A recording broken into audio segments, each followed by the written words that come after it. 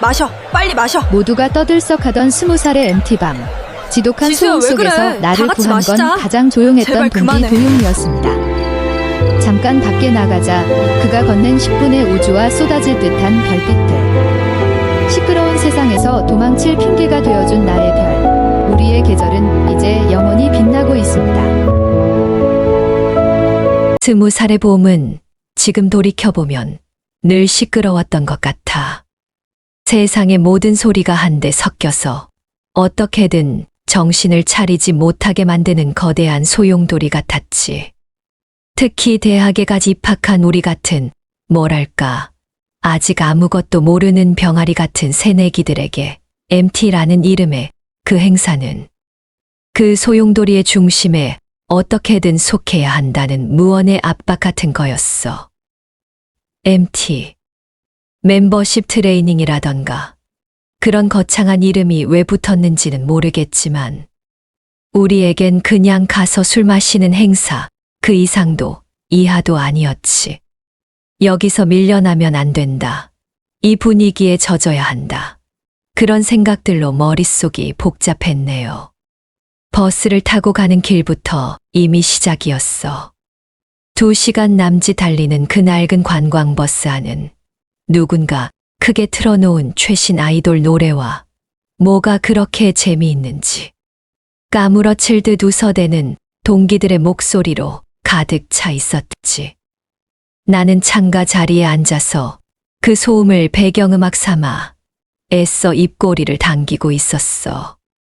같이 앉은 동기는 내가 잘 모르는 아였는데 쉴 새 없이 자기 고등학교 때 이야기를 늘어놓았네. 나는 그저 고개를 끄덕이며 아 진짜 대박이다 같은 영혼 없는 맞장구를 칠 뿐이었어. 여기는 경기도 가평의 어느 2층짜리 펜션. 이름도 기억나지 않는 그냥 대학생 MT 전문이라고 적혀 있을 법한 그런 곳. 도착하자마자 맡아지는 덜 마른 나무 냄새와 펜션 특유의 퀴퀴한 이불 냄새. 그리고 벌써부터 누군가 따기 시작한 캔 맥주 소리. 수십 명의 젊음이 토해내는 그 특유의 열기와 값싼 알코올 냄새가 이미 해가 지기도 전부터 뒤섞여 있었네. 나 한지수도 그 소란스러운 풍경의 일부가 되기 위해 어색하게 입꼬리를 당기며 애써 웃고 있었어. 하지만 마음 한구석은 이상하게도 서늘했지. 이 넓은 거실에 이 많은 사람 속에 있는데도 나는 혼자였어. 집을 떠나와 처음 만난 사람들, 앞으로 4년을, 아니 어쩌면 평생을 봐야 할지도 모르는 동기들이라는 존재. 인싸가 되어야 한다는 강박.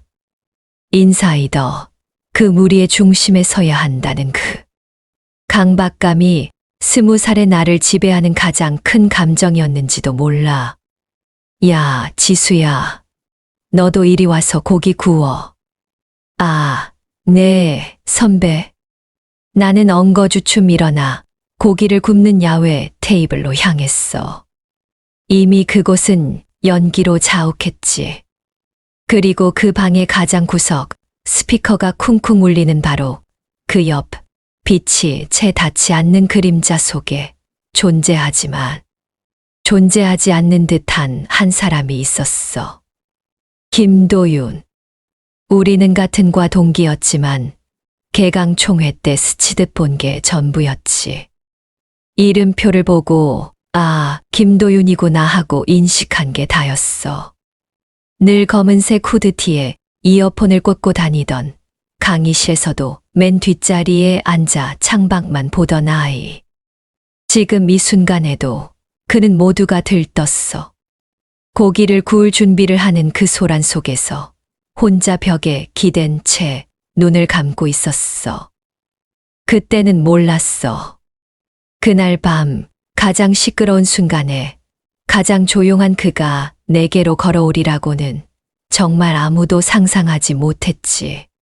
밤은 깊어갈수록 통제력을 잃어가네. 펜션 야외에 마련된 바비큐 테이블은 이미 전쟁터가 된 후였어. 삼겹살 기름이 튄 신문지, 여기저기 뒹구는 일회용 젓가락, 그리고 반쯤 남은 소주병들. 우리는 그 모든 것을 거실로 옮겨와 2차 전을 시작했지. 누군가는 울고 누군가는 고성을 지르며 웃고 있네. 펜션 거실을 가득 메운 백열등 불빛 아래 사람들의 얼굴은 술기운으로 붉게 상기되어 있었어. 고기 굽는 연기가 채 가시지 않은 공기 속엔 쓴 소주 냄새가 이제는 아예 진동을 하네. 나는 그 무리의 한가운데에 앉아 있었어. 가장 주목받는 자리는 아니지만 그렇다고 가장자리로 밀려나지도 않은 애매하고도 불안한 중간 지점. 인싸가 되어야 한다는 강박, 이 무리에서 튕겨나가고 싶지 않다는 그 절박함이 끈적한 무언가처럼 나를 그 자리에 붙들어 매고 있었네. 자자, 주목, 우리 19학번 새내기들 아직 살아있지? 과 대표 선배의 목소리가 거실을 쩌렁쩌렁 울렸어. 사람들은 의미 없는 환호를 질렀지. 나는 그 억지스러운 진행에도 과장되게 웃어 보이며 어설픈 박수를 쳤어. 게임은 점점 더 격렬해졌네. 처음 보는 복잡한 규칙의 술게임이 쉴 새 없이 이어졌어. IM 그라운드의 변형 버전, 공산당이니 지하철이니 하는, 왜 하는지 모를 그 게임들. 여기저기서 환호와 탄식이 교차했네. 술을 마시는 게 벌칙인지, 게임을 하는 게 벌칙인지 모를 지경이었어. 나는 몇 번인가 아슬아슬하게 벌칙을 피해갔어. 그때마다 안도의 한숨을 내쉬었지만 심장은 계속 쿵쾅거렸지. 마치 언제 터질지 모르는 시한폭탄을 돌리는 기분이었달까. 그러다 결국 올 것이 오고야 말았지. 모두가 한껏 취기가 오른 그 순간, 마지막 게임의 벌칙 당사자를 뽑는 순간이었어. 자, 이번에 걸린 사람은 진짜 크다. 다들 손가락 준비하고. 선배의 말이 떨어지자마자 수십 개의 손가락이 이리저리 방황했어. 나는 필사적으로 눈을 피했지. 제발 나만 아니기를. 하지만 이런 순간의 불행은 왜 항상 나를 비껴가지 않는 걸까? 하나, 둘, 셋. 모두의 손가락이 일제히 나를 향했네. 순간 모든 소리가 잠시 멎는 듯했어. 그리고 곧이어 한지수, 한지수 하는 연호가 터져 나왔지. 나는 웃어야 할지 울어야 할지 모르는 표정으로 그저 입꼬리만 경련하듯 움직였어. 20살 새내기에게 주어지는 벌칙이란 가혹할 만큼 거대했어. 누군가 커다란 플라스틱 물컵을 가져왔고 식탁 위에 남아있던 온갖 술들이 그 안으로 쏟아져 들어갔네. 소주, 맥주는 기본이고 누군가 몰래 가져온 과일 소주에 심지어 막걸리까지 섞이는 것 같았어. 그 이름도 무시무시한 사약주가 내 눈앞에 놓였네. 검붉고 탁한 액체 위로 맥주 거품이 기분 나쁘게 떠 있었어. 도저히 마실 자신이 없었어. 속이 울렁거리고 눈앞이 아찔했지. 이걸 마시면 나는 여기서 끝이다. 그런 생각뿐이었어. 이 분위기를 망치고 싶지는 않았지만 저걸 마셨다가는 정말 내일 아침을 볼 수 없을 것만 같았어. 선배들은 원샷, 원샷을 외치며 나를 압박했네. 동기들은 그저 재미있다는 듯이 웃거나 혹은 다음 차례가 자기가 아님에 안도하고 있었지. 그때였어. 누군가에게 기대고 싶은 마음, 이 곤경에서, 이 지옥 같은 스포트라이트에서 벗어나고 싶은 마음에 나는 저도 모르게 외치고 말았어. 흑 기사 없나요? 목소리는 모기만 하게 기어들어갔지만 용케도 그들은 내 말을 알아들었어. 오, 흑기사, 흑기사. 그 말은 소란 속에 잠시 묻히는 듯했어. 몇몇 남학생들이 장난스럽게 웃으며 어깨를 으쓱할 뿐 누구도 선뜻 나서지 않았네. 1학년 동기들은 이미 제정신이 아니거나 나처럼 남의 시선을 의식하느라 바빴지. 1초, 2초, 3초, 5초. 시간이 멈춘 듯 흐르고 내 얼굴은 뜨거워졌어. 가장 비참한 방식으로 이 밤의 주인공이 되는 순간이었지. 아, 그냥 마시고 죽어버릴까. 그런 생각을 하던 찰나였어. 바로 그때 그 모든 소음을 뚫고 하나의 움직임이 있었어. 방구석, 그 시끄러운 스피커의 그림자에 가려져 있던 우리가 같은 과동기라는 사실조차 잊힐 만큼 조용했던 그 아이. 김도윤이었어. 그는 아무 말 없이 그저 묵묵히 자리에서 일어났어. 그리고 내 앞으로 걸어오네. 쿵, 쿵, 쿵. 스피커의 베이스 울림이 마치 그의 발걸음 소리처럼 들렸어. 모두의 시선이 그에게로 쏠렸네. 출렁임이 일어났어. 제가 왜, 김도윤 아냐? 넌 저 아싸가 왜? 하는 노골적인 시선들이 대놓고 느껴졌지. 그는 그 시선들에 조금도 아랑곳하지 않고 내 앞에 그 검붉고 끈적한 술잔을 집어들었어. 그 손가락은 길고 가늘었지만 망설임이 없었지. 방 안의 모든 소리가 그 작은 움직임에 멈춘 것 같았어. 선배들의 거친 숨소리, 배경음악으로 깔리던 아이돌 노래까지도. 그는 잔을 들어 올렸네. 그 안에 액체가 펜션의 백열등 불빛에 비쳐 기괴하게 번들거렸어. 그리고 그는 한치의 망설임도 없이 그 모든 것을 목구멍으로 넘겨버렸네. 꿀꺽 하는 소리 대신 그의 목울대가 크게 한 번 움직이는 것이 어둠 속에서도 선명하게 보였어. 원샷이었어. 방 안이 순간 1초간 정적에 휩싸였다가 이내 폭발적인 환호로 뒤덮였네. 우와! 김도윤, 김도윤, 김도윤. 의외의 상황에 모두가 흥분했어. 선배들은 도윤의 등을 세게 두드리며 영웅이라도 된 듯 지켜세웠네. 나는 어안이 벙벙한 채 그저 그를 바라봤어. 고마움보다는 놀라움이 앞섰지. 늘 혼자 이어폰을 꽂고 다니던 강의실에서도 맨 뒷자리에 앉아 창밖만 보던 그 아이. 나와는 단 한마디의 말도 섞어본 적 없는 그 아이가 왜? 소원, 소원, 소원. 사람들이 외치기 시작했네. 흑기사의 대가, 그것은 당연한 순서였어. 도윤은 여전히 별다른 표정 변화가 없었어. 그 독한 술을 마셨는데도 얼굴색 하나 변하지 않았지. 그는 그저 소란스러운 무리를 한번 쓱 둘러보더니 나를 바라봤어. 그리고 아주 작지만 단호한 목소리로 말했네. 그 목소리는 신기하게도 이 모든 소음을 뚫고 오직 나에게만 들리는 듯했어. 대신 소원. 잠깐 밖에 나가자. 그는 내 손목을 잡았어. 차갑지도 뜨겁지도 않은 그냥 단단한 손이었어.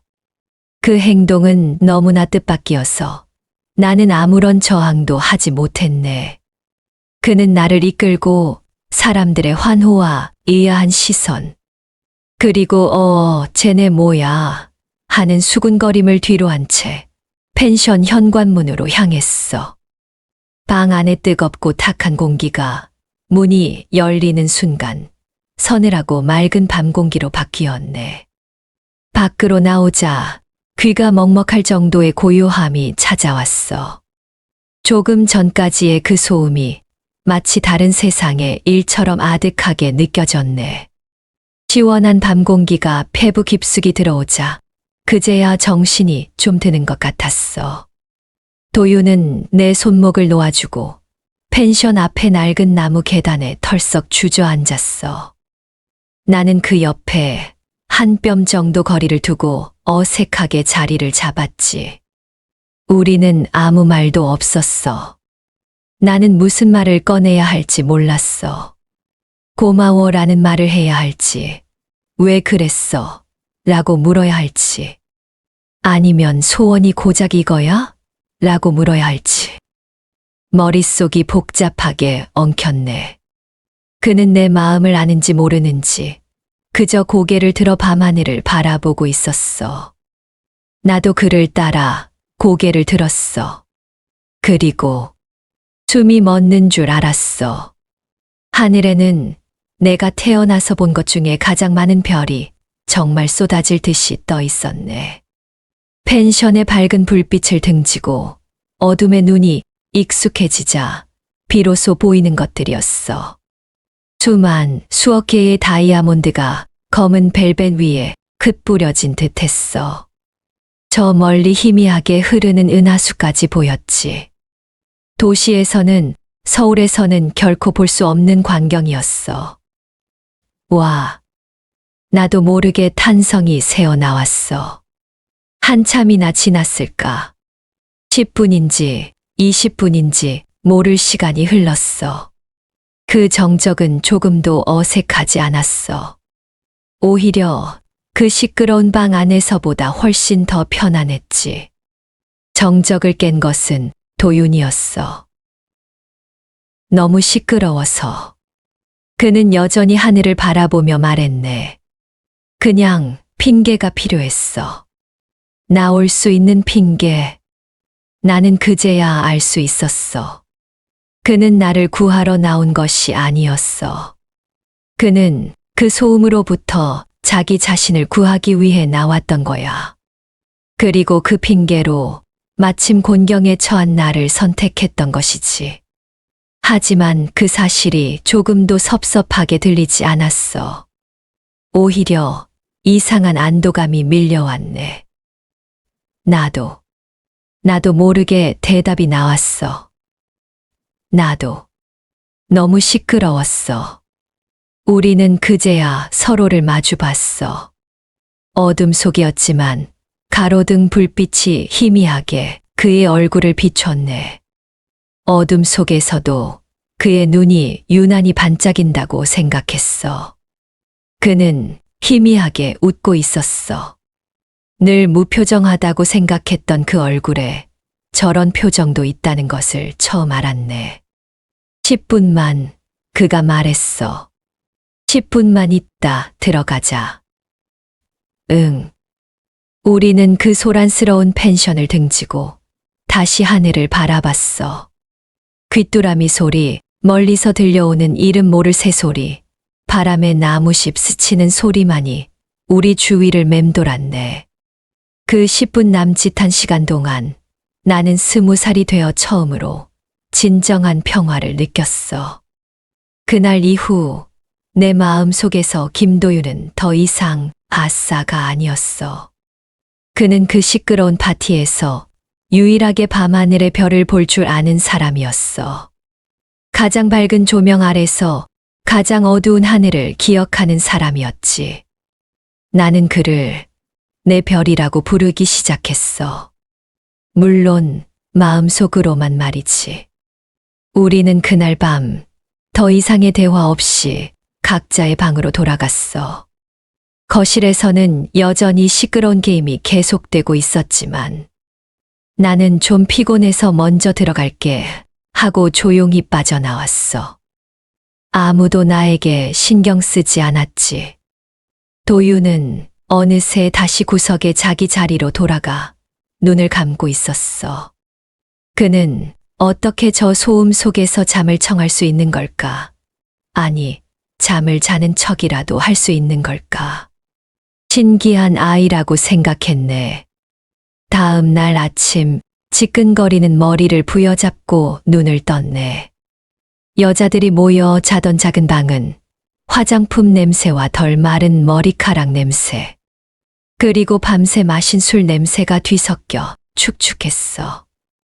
거실은 말 그대로 전쟁터가 따로 없었지. 여기저기 널브러진 과자 봉지와 술병, 그리고 그보다 더 어지럽게 뒤엉켜 잠들어 있는 사람들. 누군가는 현관에서 신발을 벤 채 자고 있었고, 누군가는 테이블 밑에 들어가 있었어. 숙취로 속이 뒤집히는 듯했어. 시원한 물이라도 마셔야겠다 싶어서 비틀거리며 부엌으로 향했지. 그리고 믿을 수 없는 광경을 마주했어. 모두가 잠든 혹은 죽은 듯이 쓰러져 있는 그 새벽 같은 아침에 누군가 부지런히 무언가를 하고 있었네. 김도윤이었어. 그는 어젯밤과 같은 그 무심한 표정으로 커다란 냄비에 라면을 끓이고 있었어. 그것도 그냥 라면이 아니었지. 어젯밤 고기를 구울 때 쓰고 남은 콩나물과 파까지 쫑쫑 썰어 넣은 완벽한 해장 라면이었어. 그는 나를 보더니 놀라지도 않고 그저 말없이 싱크대 선반에서 작은 그릇 하나를 꺼내 국자와 함께 내게 내밀었네. 그리고는 다시 냄비를 저었어. 나는 그가 내민 그릇을 받아들고 식탁 의자에 엉덩이를 걸쳤어. 보글보글. 라면 끓는 소리만이 유일한 소음인 그 아침에 우리는 말없이 라면을 먹었어. 그는 자신을 위해 끓인 것이 아니었어. 이 난장판 속에서 곧 깨어날 숙취에 고통받을 누군가를 위해 묵묵히 자신의 일을 하고 있었던 거야. 그가 끓인 라면은 거짓말처럼 속을 풀어주었네. 칼칼하고 시원한 국물이 목을 타고 넘어가는 순간 어젯밤에 보았던 그 별들이 다시 떠오르는 듯했어. 시끄럽게 자신의 공을 내세우는 사람들 속에서 그는 가장 조용한 방식으로 자신의 존재를 증명하고 있었지. 나는 그릇을 깨끗이 비웠어. 잘 먹었어. 작게 말하자 그는 고개를 한번 끄덕였네. 그것으로 충분했어. MT가 끝나고 학교로 돌아온 일상은 똑같은 듯 달랐어. 나는 여전히 새로 사귄 동기들과 어울려 다녔지.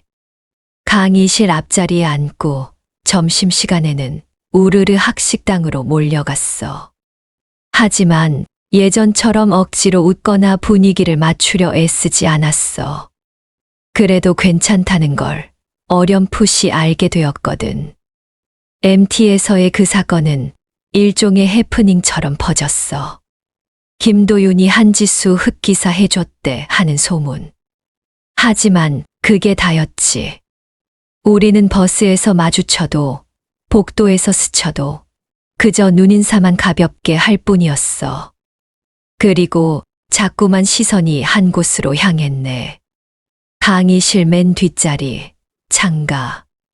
김도윤은 여전히 그 자리에 있었어. 이어폰을 낀 채 창밖을 보거나 묵묵히 교수의 말을 노트북에 받아 적었지. MT에서의 일을 우리는 굳이 입에 담지 않았어. 그는 다시 조용한 동기 일이 되었고 나는 적당히 어울리는 동기 일이 되었지. 그럴 필요가 없었어. 그 밤의 별과 그 아침의 라면은 말로 확인하지 않아도 되는 우리만의 비밀 같은 거였으니까. 그러던 어느 날 중간고사 기간이 다가와 나는 중앙도서관에 있었어. 시험 기간의 도서관이란 또 다른 전쟁터였지. 나는 친구들과 시끄러운 휴게실, 스터디룸이라는 이름이 무색한 그곳에서 억지로 책을 붙들고 있었네. 집중은 당연히 되지 않았고 친구들의 수다 소리와 간식을 먹는 소리에 머리만 울렸어. 아, 진짜 집중 안 된다. 우리 그냥 카페 갈까? 나도. 여기 너무 시끄러워. 시끄럽다. 그 말이 마치 스위치라도 되는 것처럼 어젯밤 펜션에서의 그 고요함이 그리워졌어. 그 별들이 그리워졌지. 나는 친구들에게 잠시 바람 좀 쐬고 올게. 라고 둘러대고 자리에서 일어났어. 그리고 내 발길은 저도 모르게 도서관에서 가장 조용하고 엄숙하다는 제3 열람실. 그것도 가장 구석진 자리로 향했네. 그곳에 그가 있었어. 김도윤이 마치 원래 그 자리가 자기 자리인 듯 두꺼운 전공서적에 고개를 묻고 몰두해 있었어. 그는 인기척에 고개를 들었다가 나를 발견하고는 아주 작게 고개를 끄덕였네. 인사였어. 나도 모르게 마주 고개를 끄덕이고는 그 대각선 앞자리에 조용히 앉았어. 사각거리는 연필 소리, 책장 넘어가는 소리, 그리고 누군가의 조용한 숨소리. 그 외에는 아무것도 들리지 않았네. 이상하게도 그와 같은 공간에 있다는 것만으로 마음이 차분해졌어. 소란스럽던 마음이 무거운 추를 단 것처럼 가라앉았지. 나는 그날 저녁 늦게까지 몇 시간 동안 놀라운 집중력으로 공부를 마칠 수 있었어. 그날부터 도서관 메이트라는 이름의 암묵적인 약속이 생겼어. 우리는 약속을 잡지 않았지만 늘 그 시간, 그 자리에 있었지. 가끔 자판기 커피를 뽑아 마시며 복도에서 나눈 몇 마디의 대화가 전부였지만 나는 그 어떤 대화보다 깊은 교감을 나누는 기분이었어. 그는 말이 많은 사람이 아니었지만 그의 몇 마디 말 속에는 불필요한 꾸밈이나 과장이 없었어. 그는 자신이 아는 것과 모르는 것을 명확하게 구분할 줄 알았고 모르는 것을 부끄러워하지 않았지.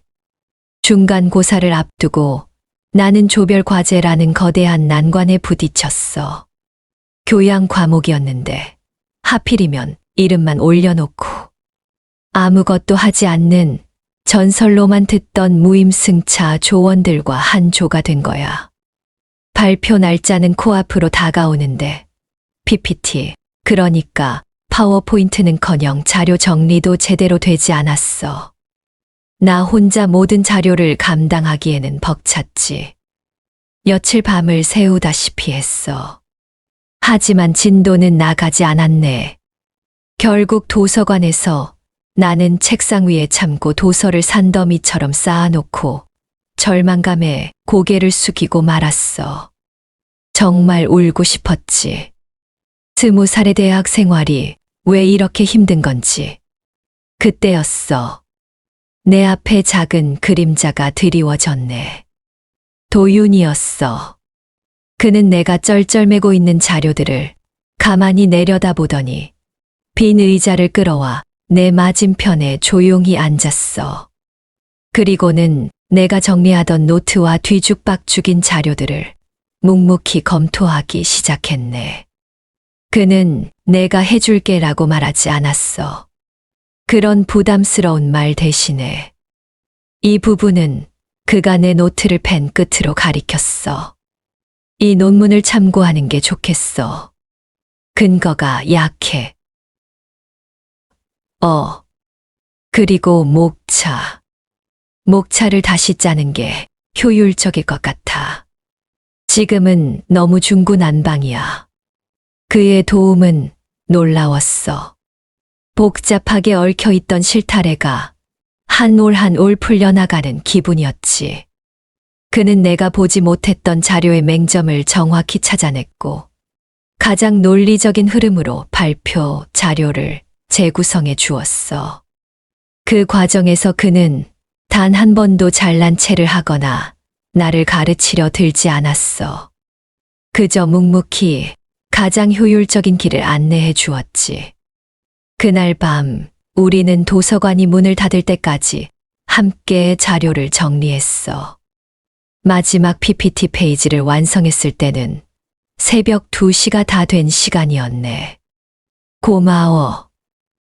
정말. 너 아니었으면 나 진짜. 라면 먹으러 갈래? 그가 내 말을 끊고 물었어. 편의점. 우리는 새벽의 차가운 공기를 가르며 학교 앞 편의점으로 향했어. 그리고 뜨거운 물을 부은 컵라면을 마주하고 앉았지. MT 때의 그 라면과는 또 다른 맛이었어. 발표는 당연히 성공적으로 끝났어. A+ 학점을 받았지. 조원들은 내게 고맙다고 했지만 나는 알고 있었어. 이 모든 것은 도윤이 없었다면 불가능했을 일이라는 것을. 나는 그에게 고마움의 표시로 이번엔 편의점 라면이 아니라 진짜 밥을 사겠다고 했어. 그는 잠시 망설이는 듯 하더니 고개를 끄덕였네.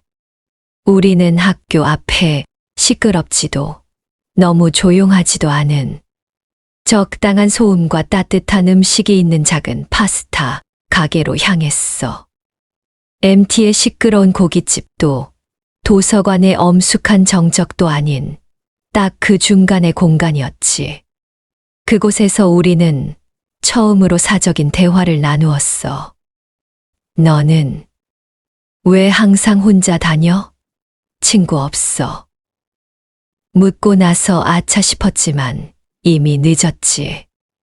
그는 포크로 파스타 면을 돌돌 말다가 나를 보고 피식 웃었어. 사람들이 싫은 건 아니야. 그가 말했네. 그냥 기가 빨리는 기분이라서. 혼자 있어야 다시 채워지는 느낌이야.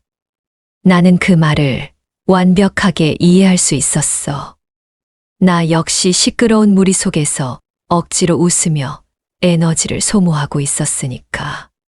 그는 아싸가 아니라 자신의 에너지를 지킬 줄 아는 현명한 사람이었어. 그는 내게 물었어. 너는 왜 그렇게 애쓰는 것처럼 보였어? MT 때. 그 말에 나는 울컥했어. 아무도 알아주지 못했던, 어쩌면 나 자신도 애써 외면했던 내 속마음을 그가 꿰뚫어 본 것 같았거든. 나는 솔직하게 말했어. 겉도는 것이 두려웠다고, 모두와 친하게 지내야만 할 것 같았다고, 혼자가 되는 게 무서웠다고. 그는 내 말을 끝까지 조용히 들어주었어. 그리고는 포크를 내려놓고 말했네. 그럴 필요 없어. 너는 조용히 있을 때가 더 빛나. 그 한마디가 내 20살의 모든 고민을 한순간에 날려버리는 듯했어. 억지로 인싸가 되려 애쓰지 않아도 된다는 위로, 있는 그대로의 나를 인정받는 기분이었지. 그날 파스타는 아주 맛있었어. 그날 이후 나는 더 이상 무리에 억지로 끼려 하지 않았어. 꼭 필요한 자리가 아니면 미안, 나 오늘 약속 있어. 라며 거절할 줄도 알게 되었지. 대신 그 시간에 나는 도윤과 함께 도서관에 앉아 공부를 하거나 조용한 공원 벤치에 앉아 말없이 시간을 보냈어. 우리의 관계는 뜨겁지 않았어. 불꽃이 튀지도 않았지. 하지만 아주 단단했어. 서로에게 많은 말을 요구하지 않았고 서로의 영역을 침범하지 않았어. 그저 같은 공간에서 같은 속도로 걷고 있다는 그 안정감이 우리를 연결해 주었네.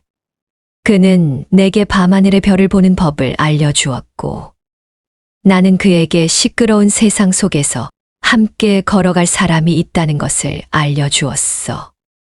기말고사가 끝난 여름의 초입, 우리는 종강을 축하하기 위해 학교에서 버스로 1시간 거리에 있는 작은 산의 천문대를 찾기로 했어. 그것은 도윤의 제안이었어.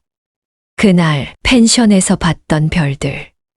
그가 며칠 전에 내게 말했지. 제대로 다시 보고 싶어서. 그는 MT 이후 처음으로 그날 밤에 이를 입에 올렸어. 우리는 낡은 시외버스를 타고 한참을 달려 해가 질 무렵 천문대에 도착했어.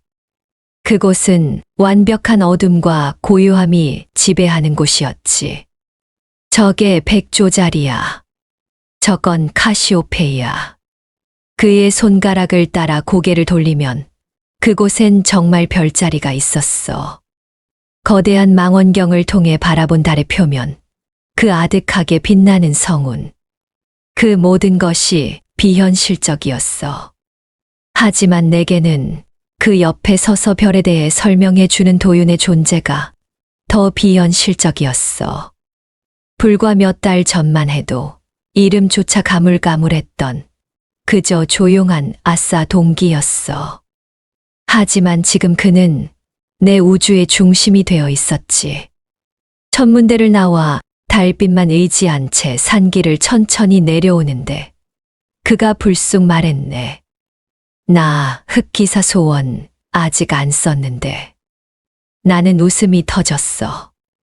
뭐야, 그날 10분 같이 있어 달라고 했잖아. 그가 고개를 저었어.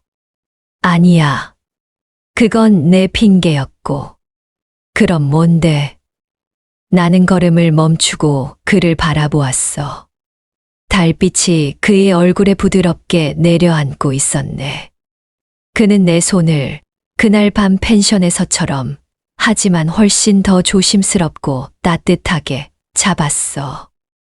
앞으로도 가끔 이렇게 시끄러운 세상에서 도망칠 핑계가 필요할 때 그가 내 눈을 바라보며 말했어. 너랑 같이 있고 싶어. 그것은 내가 들어본 그 어떤 화려한 고백보다도 조용했지만 그 어떤 고백보다도 큰 울림을 주었어. 나는 말없이 고개를 끄덕였어. 우리는 다시 말없이 걷기 시작했네. 하지만 이제는 잡은 손에 그 온기가 우리의 모든 대화를 대신하고 있었어. 그날 밤 나는 제 별을 찾은 것이 아니라 나 자신이 그와 함께 빛나는 작은 별이 되었음을 깨달았어. 그 후로 우리의 시간은 더 깊어졌네. 여름 방학이 다가오면서 학교는 한산해졌어. 동기들은 유럽 여행을 간다. 토익 학원을 다닌다. 아르바이트를 한다. 다들 바빴지만 나는 도윤과 함께 조용한 시간을 보냈지. 우리는 가끔 학교 근처의 작은 카페에 앉아 각자 책을 읽었어. 그는 두꺼운 천문학 서적을, 나는 그제야 읽기 시작한 고전 소설을. 그러다 문득 고개를 들면 눈이 마주쳤고 우리는 바보처럼 웃었지. 어느 더운 여름날 밤 우리는 한강으로 갔어. 낮에는 더워서 피했지만 밤이 되자 강에서 시원한 바람이 불어오네. 자전거 탈래? 우리는 자전거를 빌려 타고 강변을 달렸어. 바람이 얼굴을 스치고 멀리 보이는 도시의 불빛이 강물에 반짝이는 게 꼭 어젯밤에 본 은하수 같았어. 중간에 벤치에 멈춰 서서 아이스크림을 먹으며 앉았어. 그는 언제나처럼 바닐라를, 나는 초코를 골랐지. 오늘 그가 하늘을 가리키며 말했어. 페르세우스 유성우가 보일지도 몰라. 우리는 정말 돗자리를 펴고 늦은 밤까지 기다렸어. 그리고 정말 거짓말처럼 하늘에서 별들이 비처럼 쏟아지듯 떨어졌네. 소원 빌어, 지수야, 소원. 내가 장난스럽게 말했어. 그는 웃으며 고개를 저었지. 이미 소원은 빌었어. 그게 뭐였는데? 나는 궁금해서 물었어. 그는 나를 가만히 바라보며 말했네.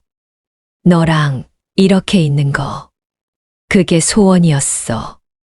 나는 가슴이 뜨거워지는 걸 느꼈어.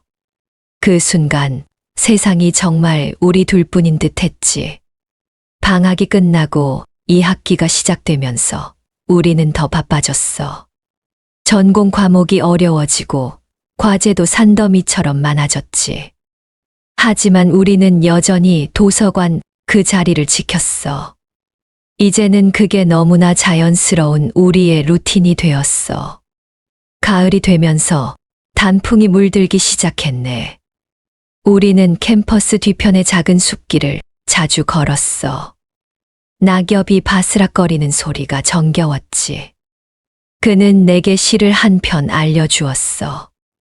별에 관한 시였는데, 바람이 불고 별이 빛나는 밤, 그대와 나. 뭐 그런 내용이었어. 나는 그 시를 외웠네. 혼자서 중얼거리며 걸을 때면 도윤이 생각나서 웃음이 났어. 그는 나에게 정말 많은 변화를 주었어. 예전처럼 무리에 억지로 끼지 않아도 동기들은 여전히 나를 좋아해 주었어. 오히려 지수 너 요즘 편해 보여서 좋다. 라는 말까지 들었지.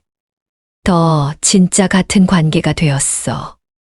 나는 이제 시끄러운 무리 속의 내가 아니라 조용한 나 자신을 더 사랑하게 되었지. 겨울이 다가오면서 첫눈이 왔어. 우리는 도서관 창가에서 그걸 보았네. 창밖으로 하얀 눈이 소리도 없이 쌓이는 게 꼭 마법 같았어. 눈 오는 날엔 따뜻한 게 먹고 싶다. 그는 내 손을 잡고 도서관을 나와 학교 후문의 작은 국밥집으로 데려갔어. 뜨거운 김이 뿜어져 나오는 아주 낡은 가게였지. 이런 데를 어떻게 알았어? 혼자 자주 왔어. 뜨거운 국물이 차가워진 몸을 녹여주었네. 우리는 창밖으로 펑펑 내리는 눈을 보며 이야기했어. 내년엔 무얼 할까? 졸업하면 우린 뭐가 되어 있을까? 그는 천문학 관련 연구소에서 일하고 싶다고 했어. 나는 아직 잘 모르겠지만 그냥 그와 함께라면 뭐든 괜찮을 것 같았어. 그날 눈이 하얗게 쌓인 길을 걸으며 우리는 처음으로 키스를 했어. 가로등 불빛 아래서 내 볼에 차가운 눈송이가 닿는 순간 그가 내게 다가왔지. 차가운 공기 속에서 그의 입술은 놀랄 만큼 따뜻했어. 세상이 정말 멈춘 듯 했어. 시간은 흘러 우리는 3학년이 되었어. 여전히 조용했지만 더 깊어진 관계였지. 우리는 함께 별자리 앱을 다운받아서 밤하늘을 관찰했어. 가끔 주말이면 그 천문대에 가서 밤을 새우기도 했지. 그는 내 생일 선물로 작은 망원경을 사주었어. 이제 나도 그의 도움 없이 북극성을 찾고 오리온 자리를 볼 줄 알게 되었어. 그의 영향이 컸지. 우리는 서로의 꿈을 응원했어. 그는 내게 말했네. 지수야, 너는 내 속도로 가. 나는 언제나 여기 내 옆에 있을게. 그 말이 얼마나 든든한지 그는 알았을까. 4학년이 되면서 취업과 졸업이라는 현실이 코앞에 다가왔네. 스트레스가 쌓이고 가끔은 다투기도 했지만 우리는 서로를 의지하며 그 시간을 겨눴어. 도서관은 여전히 우리의 공간이었지. 이제는 전공 서적이 아니라 취업 준비서와 졸업 논문 자료들이 책상을 채웠어. 그는 천문 관련 논문을, 나는 문학 관련 논문을. 주제는 달랐지만 우리는 서로의 첫 번째 독자가 되어 조언을 아끼지 않았어. 밤늦게까지 불을 밝히고 새벽에 기숙사로 돌아가기 전 우리는 편의점에 들러 라면을 끓여 먹었어. 그 라면 맛은 20살 MT 때 그가 끓여주던 그 아침의 라면 맛과 똑같았어. 따뜻하고 안정적이었지. 졸업식 날 캠퍼스에는 벚꽃이 피는 봄이었어. 20살, 우리가 처음 만났던 그 봄이었지. 학사모를 쓰고 졸업 가운을 입은 우리가 어색해서 서로를 보며 한참을 웃었어. 김도윤, 너 이런 것도 입을 줄 아네. 한지수, 너야말로. 우리는 캠퍼스 곳곳에서 사진을 찍었어. 20살의 그 봄을 떠올리며 웃었지. 이제 우리는 학생이 아니라 사회로 나가야 했어. 두렵지 않다면 거짓말이었지. 하지만 우리는 변하지 않을 거라는 걸 알았어. 그는 내 손을 꼭 잡으며 말했네. 지수야, 세상은 앞으로도 계속 시끄러울 거야. 그래도 우리만의 고요함은 지키자. 나는 말없이 고개를 끄덕였어. 우리는 손을 잡고 정든 캠퍼스를 나섰어. 우리의 앞날이 어떻게 될지는 아무도 모르지만 적어도 우리는 함께라면 괜찮을 거라는 확신이 있었어. 청춘이란 어쩌면 가장 시끄러운 소음 속에서 나만의 고요함을, 나만의 별을 찾아가는 과정인지도 모르겠어. 20살의 나는 모두와 같아지기 위해 발버둥치며 나 자신을 잃어가고 있었지. 저 밝은 조명 아래에 서야만 주인공이 될 수 있다고 그렇게 바보같이 믿었어. 하지만 그날 밤, 내 인생에서 가장 소란스러웠던 MT의 밤에 나는 가장 조용한 사람을 만났어. 그는 내게 억지로 웃지 않아도 된다고, 시끄러운 무리 속에 속하지 않아도 괜찮다고 그저 온몸으로 말해 주었지. 그가 나를 위해 마셔준 그 한 잔의 독한 술은 나를 벌칙에서 구한 것이 아니라 나를 올가매던 그 모든 강박에서 나를 구한 것이었어. 펜션 계단에 나란히 앉아 함께 바라보았던 그 10분의 밤하늘은 내 인생의 그 어떤 화려한 순간보다도 눈부시게 빛나는 기억으로 남았어. 다음 날 아침 모두가 잠든 사이 묵묵히 끓여주던 그 해자. 라면의 온기는 그 어떤 뜨거운 위로의 말보다도 따뜻했지. 그는 아웃사이더가 아니었어. 그는 자신만의 속도로 자신만의 우주를 지키며 살아가는 누구보다 단단한 사람이었어. 그리고 나는 그의 그 고요한 우주에 초대받은 유일한 사람이 되었지. 그 후로도 우리는 별을 보며 살았어. 나는 출판사에 들어가 조용한 글들을 세상에 내보내는 일을 하게 되었고, 그는 원하던 대로 천문관에서 아이들에게 별을 보여주는 일을 하게 되었네.